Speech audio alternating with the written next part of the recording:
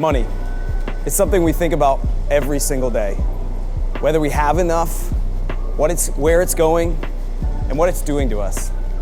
For some, it's the pressure of living paycheck to paycheck, always wondering how to stretch every single dollar.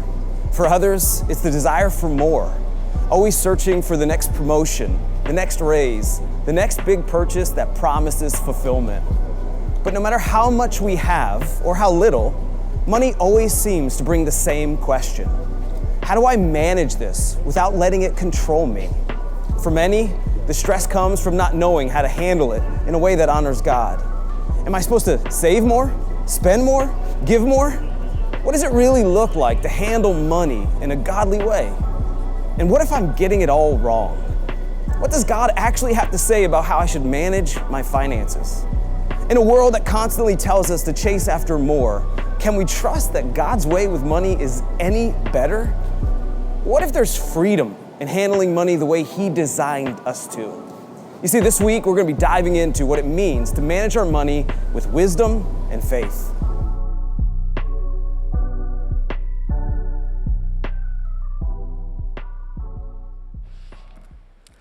Well, good morning, Northridge Church. Great to gather together as the church. If you got your Bibles, we're going to be in Matthew chapter 25. Go ahead and grab your physical or digital Bible. You can turn to Matthew chapter 25. Also, you can take notes in our Northridge Church app for today's sermon. And, money is the topic that no one really wants to talk about.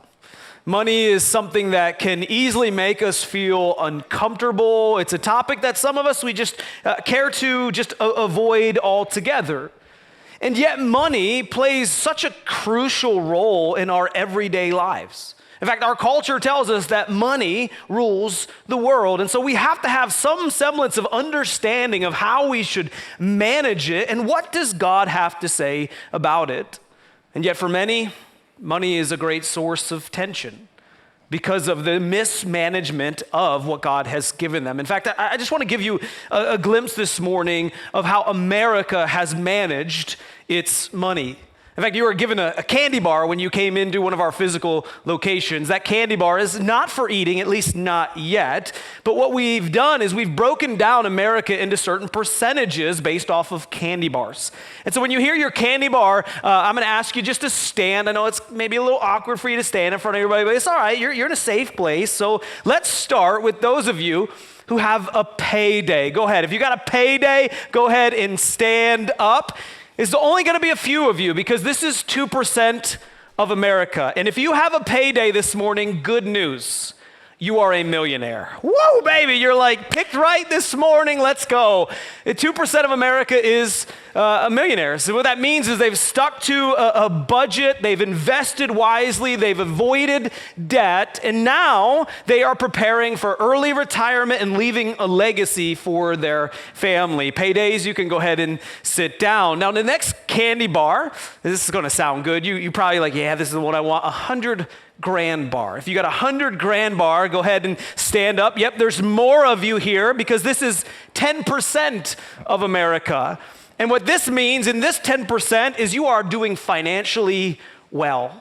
Again, you've lived by a budget, you have avoided debt, you've paid cash for your cars, and now you're thinking of truly gearing up and investing for retirement. And so you are doing financially well. Congratulations, 100 grand, you can go ahead and sit down. Now you'll notice if you're adding up, that's 12% of America. 12% of America is doing financially well. But now things start to change. Because a lot of you have a Nestle Crunch bar. If you've got one, go ahead and stand. This is going to be the big mass of our crowd this morning because this is 70% of America. 70% of America is feeling the financial crunch. Do you see what I did there? Pun intended, the financial crunch of your finances. Because 70% of America has debts. 70% of America has a car loan that is worth about $30,000. They have student loans that are worth about $50,000. And credit card debt, about $17,000. And to make it worse, here's where the crunch comes in. This group, this 70% of America, if they were to have an emergency in their home, right, whether the furnace stopped working or the car breaks down, they don't have $500 saved to pay for that emergency. Nestle Crunch, thank you. You can go ahead and grab a seat.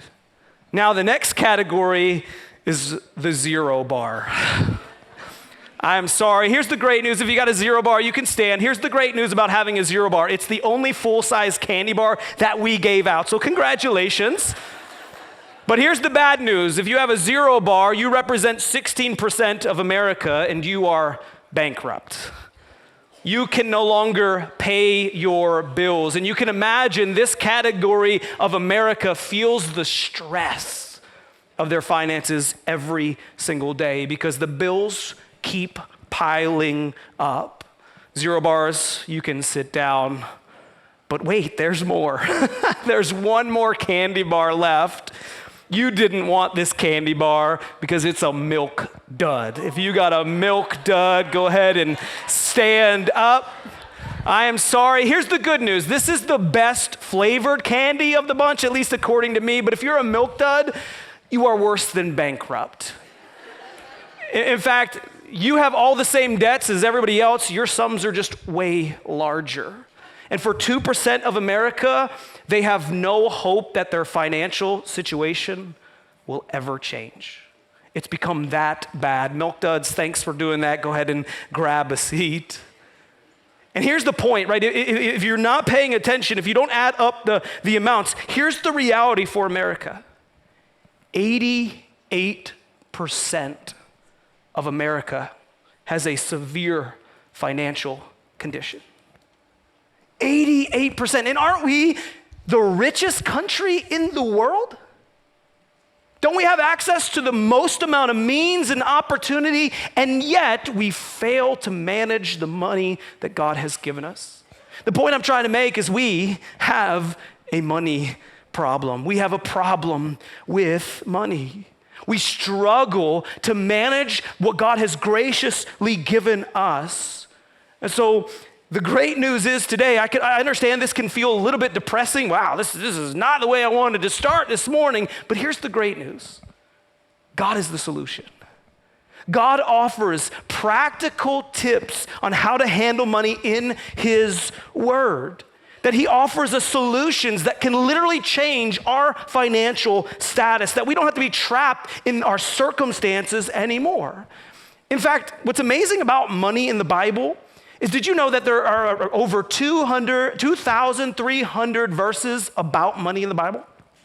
Now, that's hard to understand, but if you were to take prayer and faith, all the verses on prayer and faith, there would be about double on money. Jesus, about 15% of everything that He taught when He was on earth dealt with money or possessions. So what we understand about the Bible is how we manage what God has given us is important to God. This is not a category we somehow, even though it feels uncomfortable and we don't like talking about it, that we can just skip past. No, God teaches a lot about this topic because He understands where our treasure is, our heart follows. And so we're going to jump in this morning in this series called Money Matters, where we just talk about practical tips the Bible offers us so we can experience peace in our money. And so we're going to start in Matthew chapter 25. Matthew 25 is in a segment of the Bible called the Gospels. And the Gospels look at Jesus' life, his death, his resurrection, and his teaching ministry. And you will notice throughout the Gospels, when Jesus taught a crowd, He would often teach in a story. He would teach parables. A couple of months ago, we did a series on some of the parables that Jesus taught. And there was a lot of people who loved to hear Jesus teach because when He told a story, He made it come alive and people could understand what He was saying. And that's exactly what He does when it comes to money. He teaches a parable, the parable of the talents. Let's take a look at it in verse 14 of Matthew 25. He says, again, it'll be like a man going on a journey who called his servants and entrusted his wealth to them. To one, he gave 5 bags of gold. To another, 2 bags. And to another one bag, each according to his ability. Then he went on his journey. So here from the get-go, the starting of the story, there's this master. This master who, according to what he's giving out, has been pretty successful. We would say in our culture, he's rich, he's wealthy. He's in that 12% of people who are financially strong. And so the master is getting ready to go on a journey. And we have to remember, this is ancient times. And so a journey for them was like a year to 5 years. It wasn't like they hopped on a plane and went from here to there and back quickly. No, a journey for this master was a long, significant journey. It would take anywhere from a year to 5 years. And so he doesn't want his business to stop. And so he finds 3 servants and he entrusts his wealth to them. And right here from the get-go, we see a little bit about our relationship with God and ourselves when it comes to money. Because the truth is that God entrusts you with his wealth, right? God entrusts you to manage what he's given you well. And the quicker you can understand this fundamental truth about money, the better off you will be. That everything that you have is God's. You aren't managing your money. You are stewarding God's. James says it like this, that every perfect gift that we have is from above. Now, I would bet you probably feel a little tension with that.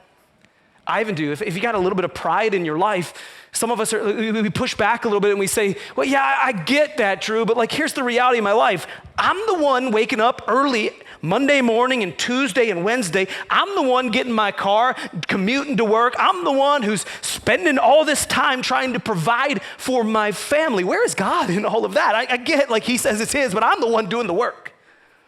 But here's what we fail to realize, is that it's God who gives you breath in your lungs to go to work. It is God who gets you safely to work every week.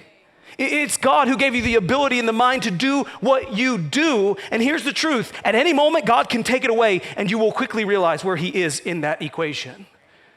And we are just managing what he entrusts to us. And so the master, he entrusts to his servants. And to one, he gives 5 bags of gold. To one he gives 2, and the other he gives 1. And again, we see something about God, that God disperses his wealth differently. That the truth for all of our lives is our financial picture, our income, looks different for all of us. We don't all have the same income. That God chooses to disperse his wealth. We don't even fully understand why or how, but in this story it says, according to the servant's ability. So we know from a business standpoint, this makes sense. This is not about fairness, this is about wisdom. That the master is going to give the most money to the servant who already have a proven track record of handling money. And the same for the second one. He gives a little bit less because he's less proven. And the last one, a little less because he hasn't proven anything. Because the Bible says that he gives it according to money. Now pause here. We can't conclude from that truth that if you're rich and you're poor, somehow you are blessed less by God. That's not what the scriptures are saying. But we have to understand that God, with his wealth, he chooses to disperse it however he wants. But that leads us to a place in our life where many of us believe one of the greatest lies when it comes to money management. That the enemy whispers in our ear, if you just made a little bit more, everything would be better. Right? We believe that lie. Like if I just had a little more income, it would change my financial picture. Here's the truth. It wouldn't. It would just make it worse because the sums would get bigger and bigger. Right? And so we believe this lie. And so let me ask you this question as we think about the topic of money. Right? When it comes to your finances, why would God trust you with more if he can't trust you with little? I mean, honestly, think about that. Why in the world would God give you more income when you can't handle the income that you have right now?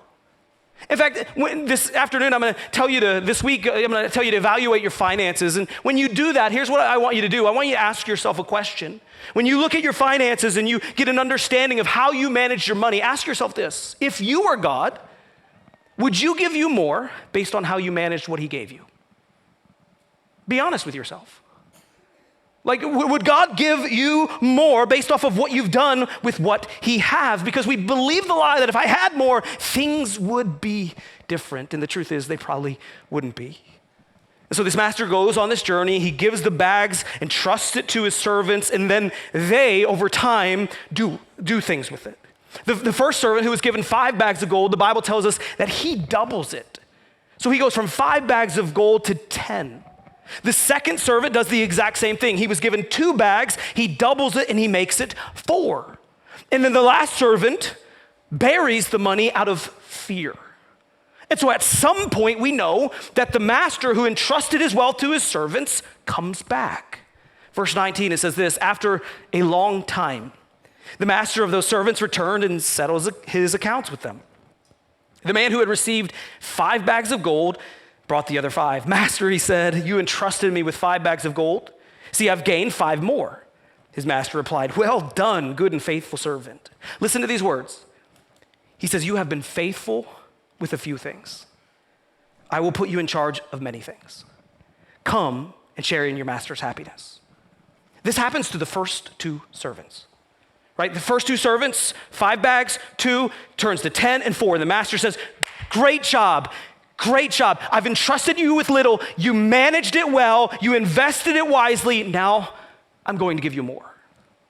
So again, it shows us the relationship that God has with us. When we manage money well, God blesses us. It doesn't always look like he's going to give us more income, but he always blesses. But then comes the third servant. Look what he says. It says that the man who had received 1 bag of gold came. Master, he said, I knew that you are a hard man, harvesting where you have not sown and gathering where you have not scattered seed. And listen to his words. He says, so I was afraid. I want to pause here. Because here's the truth.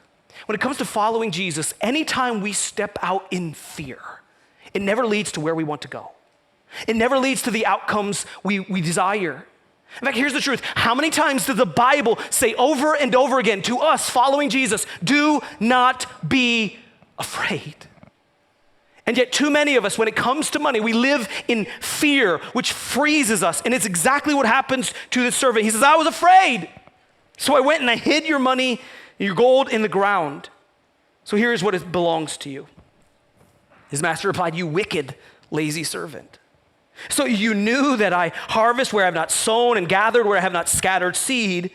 Well, then you should have at least put my money on deposit with the bankers. So when I returned, I would have received it back with interest. I love this dialogue between the third servant and his master. His master looks at him and is like, hold on a second.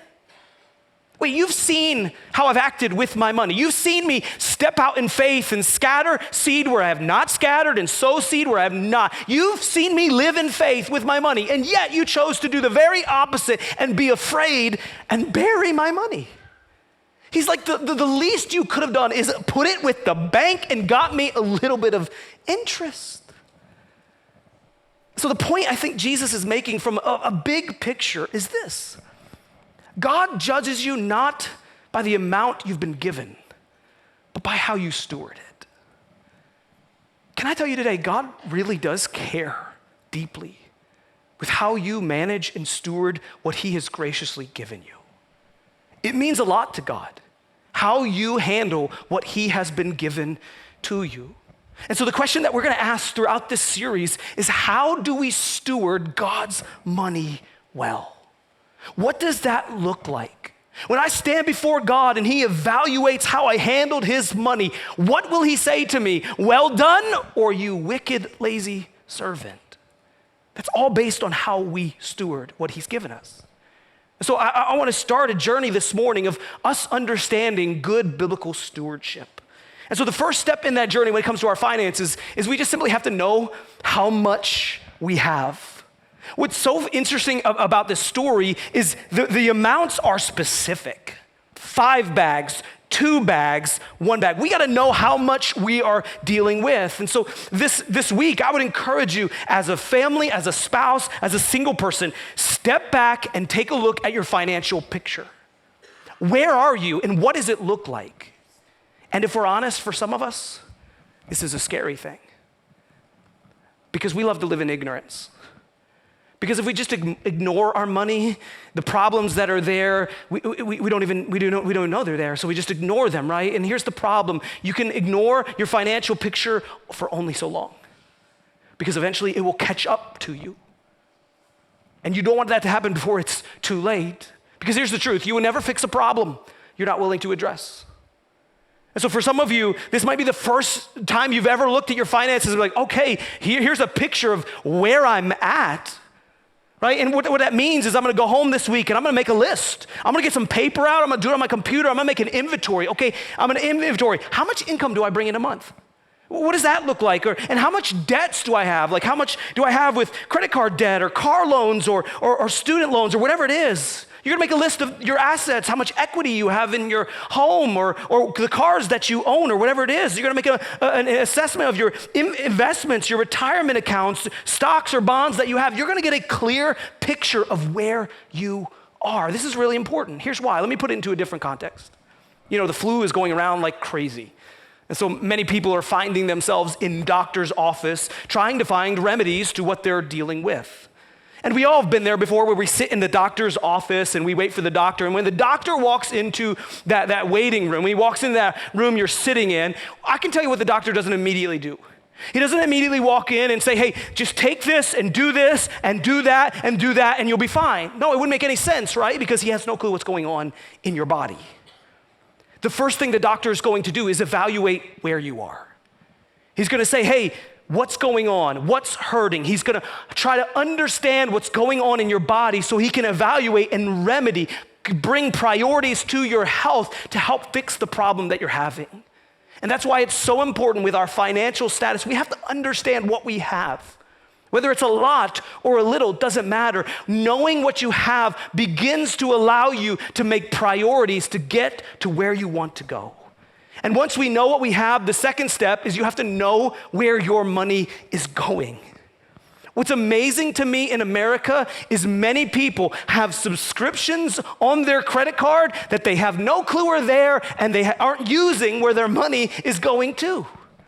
The amount of money that we waste that we don't even know we're wasting is astronomical. And so we have to take an inventory of where we are spending our money. The next paper you're gonna get out or computer document you're gonna make is you're gonna document your spending. You're gonna get your credit card statement out, you're gonna get your bank account statement out, you're gonna look at your debit cards, and you're gonna make a list of where you are spending your money. Like, where is my money going? Where's it going? How much am I spending on loans and housing and food and supplies, entertainment, my car maintenance and my gas, my utilities, my vacations, my insurance, my gifts, all the things. And get a good picture of where you are spending your money. And here's what happens when you do those two things. When you know how much you have and you know where your money is going, it now sets you up to begin to course correct. It now sets you up to have an understanding of your financial situation, where your money is going. And now what you get to do is tell your money where it should go.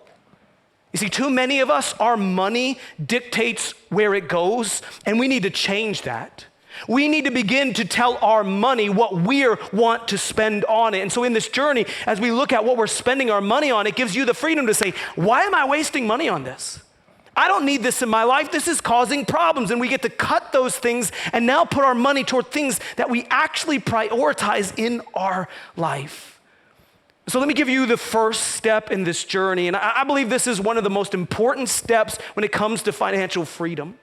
I promise you, if you're willing to live by this step over time and hard sacrifices, it will change your financial future.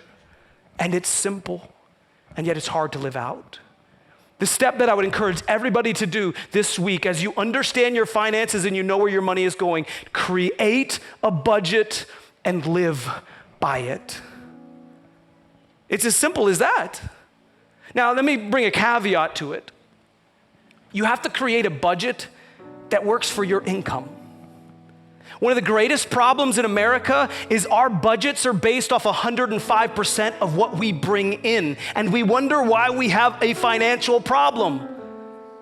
Create a budget that works with the means you have. And yes, that means you're gonna have to make some sacrifices. Newsflash, you don't need Netflix. Newsflash, you don't need to eat out all the time. Newsflash, you can give up a vacation to set your future up for success. We have to create a budget, and the budget is the law. We don't break it, we stick to it. And yes, it's gonna hurt in the front run. It's gonna be painful, I promise you. But I promise you it will be worth it. And so I'll just use my life as an example. My wife and I, we live by a budget. We have apps that tell us exactly what we can spend on a certain thing. They notify us when we go over. Right? You know, our budget we live by is simple. It's 10, 80, 10. We live by it every year. We meet and we gather, we adjust things, but we live by this budget. The first 10% is God's. It's non-negotiable for us. We believe Jehovah Jireh is our provider, and so we depend on him, and so we give our first fruits back to him. We posture our family, we teach our kids that God will provide more than enough when we give to what is his. And so that first 10% just goes back to God. And then we live off of 80%. And to get there wasn't fun. When we were young, Ashley and I, we barely made ends meet. We barely made it happen. We ate the dollar menu more than I cared to admit, but it set us up for our future. And we saved 10% of our income. And that 10% is for our dreams in the future, things that we want, that we desire, to save for our kids' college or whatever priorities that we set aside that savings to just have fun with. And it's transformed the way we think about money. Money in our house, honestly, isn't that much of a stressor. I've never been up late at night thinking about money. And it's not because we're crazy wealthy, it's because we've followed God's path for our money. Here's the reality for many Americans today. Money is the greatest stressor in their life. Many of you feel that today. Because money is causing tension in your marriage and in your relationships. Money is causing tension in your body. It's causing health conditions because how much you stress and think over it. Money is causing anxiety and worry in your life. And can I tell you, it doesn't have to. You can experience peace in your finances if you're willing to sacrifice and follow God's plan. I don't want you to be stressed over money. As your pastor, as your shepherd, I want you to walk into the freedom that I experience every day on this topic. So as we go through this journey, would you be willing to do it God's way? Would you be willing to say, you know what, God, I've tried America's way, and let's be honest, it sucks. It's not working. I'm tired of being stressed. I'm tired of worrying all day long about this. Maybe we just try it God's way. And so let me leave you with Jesus' words. He says, so do not worry. You don't have to worry, he says. Saying, what shall we eat? Or what shall we drink? Or what shall we wear? He says, but seek first. Seek first his kingdom and his righteousness. And all of these things will be given to you as well. Let's pray together. Father, I know money is not a fun topic. It causes a lot of stress, anxiety, tension, awkwardness. But God, I pray that you give us the boldness together as a family to say, let's just do it God's way. When have we ever gone wrong just following your path for our lives, God? It always leads to life and life to the fullest. It's time we stop buying the lie that we need more to be happy. No, God, you are more than enough to satisfy our cravings and our desires. Help us to see that, God, that your way is better. May we believe it enough to make the changes necessary to to walk in your ways. Help us, God. We need your help. In Jesus' name, amen.